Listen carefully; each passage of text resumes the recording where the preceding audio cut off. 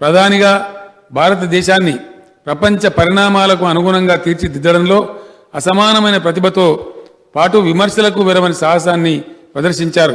అటువంటి మహనీయుడికి, తెలంగాణ ముద్దుబిడ్డకు, ప్రపంచ మేధావికి, బహుభాషావేత్తకు, అపర చాణక్యుడికి, ప్రగతిశీలికి, సంపన్న భారత నిర్మాతకు, జాతి రత్నమై బాసిలిన నాయకునికి మరణానంతరం భారతరత్న పురస్కారం ఇచ్చి భారత జాతి తనను తాను గౌరవించుకోవాలి. ఇప్పటికే ఆలస్యం అయింది. పివి శత జయంతి ఉత్సవాలను తెలంగాణ ప్రభుత్వం ప్రపంచవ్యాప్తంగా ఘనంగా నిర్వహిస్తున్న ఈ సందర్భంలో వచ్చే పార్లమెంట్ సమావేశాలలో భారతరత్న బిరుదు ప్రకటించడం సముచితంగా ఉంటుంది.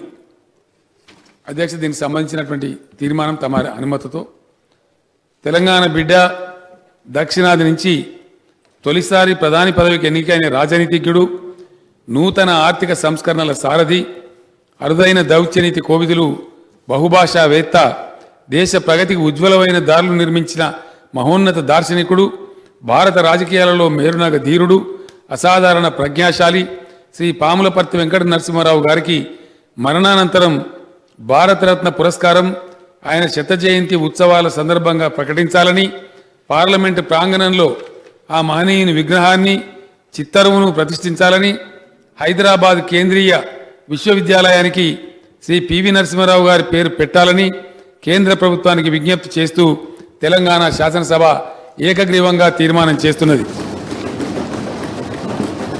అధ్యక్ష, సభానాయకుడిగా తమరి అనుమతితో నేను తమరికి కూడా ఒక విజ్ఞాపన చేస్తూ ఉన్నాను. పివి నరసింహారావు గారు నేను ఇందాక వివరించినట్టుగా దేశానికి, మన రాష్ట్రానికి కూడా అనేకమైన సేవలు చేశారు. సుదీర్ఘకాలం పాటు శాసనసభ్యుడిగా, మంత్రిగా, ముఖ్యమంత్రిగా, భాషావేత్తగా అనేకమైనటువంటి సేవలు అందించారు అధ్యక్ష.